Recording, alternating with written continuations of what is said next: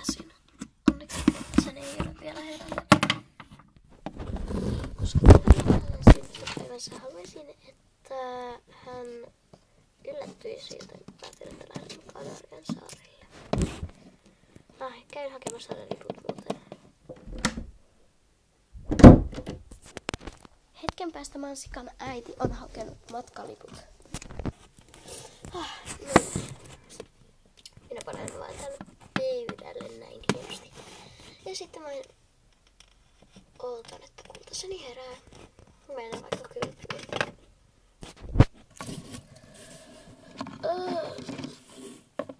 Mikä päivä tänään on? Onks tänään lauantai? Joo. Tänään on mun syntymäpäivä, jes. Voi varmaan päälle jo.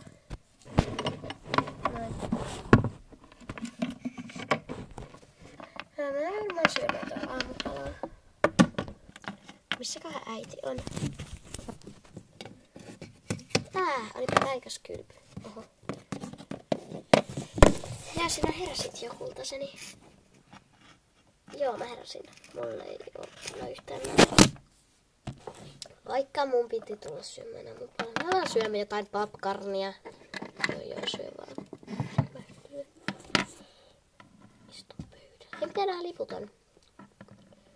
No matkalippuja, jos et huomannut. Läheksää ja joku muu niinku lomalle. Ja jätät mut tänne yksin kotiin. En jätä sinua yksin kotiin. Menemme kaksin lomalle. Jes. Minne me mennään? Se on sun synttärilahjas. Ja...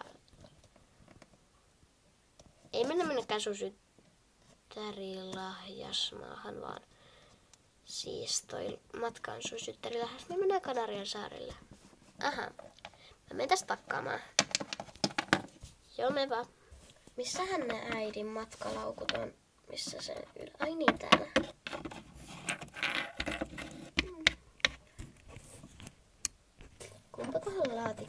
Kumpaankohan näistä kasseista mä panisin vaatteet? Varmaan tohon isompaan, koska mulla on sen verran paljon vaatteita tässä. Että mä panen nämä tästä tonne isompaan kassiin. Lähet toi teille.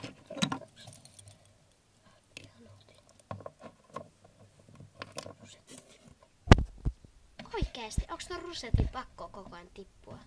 No, mä en poista tänään rusetin kassia. Minkäköhän kassin minä otan ja miksi mä seison vieläkin täällä keittiössä?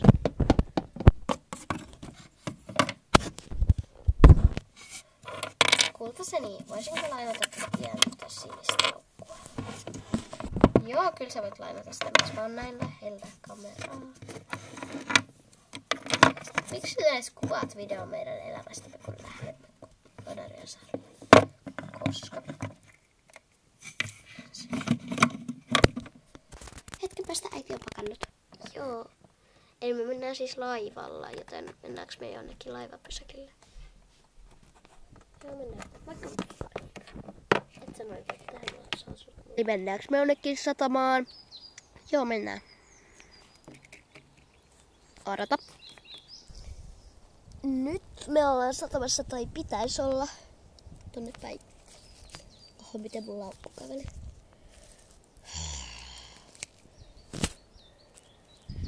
Noin, nyt me varmaan voidaan astua tonne veneeseen, joka on tuolla melkein keskellä merta järkevä. Sitten vaan vene päälle jostain ihmeen napista. Ja liikkeelle. Noniin.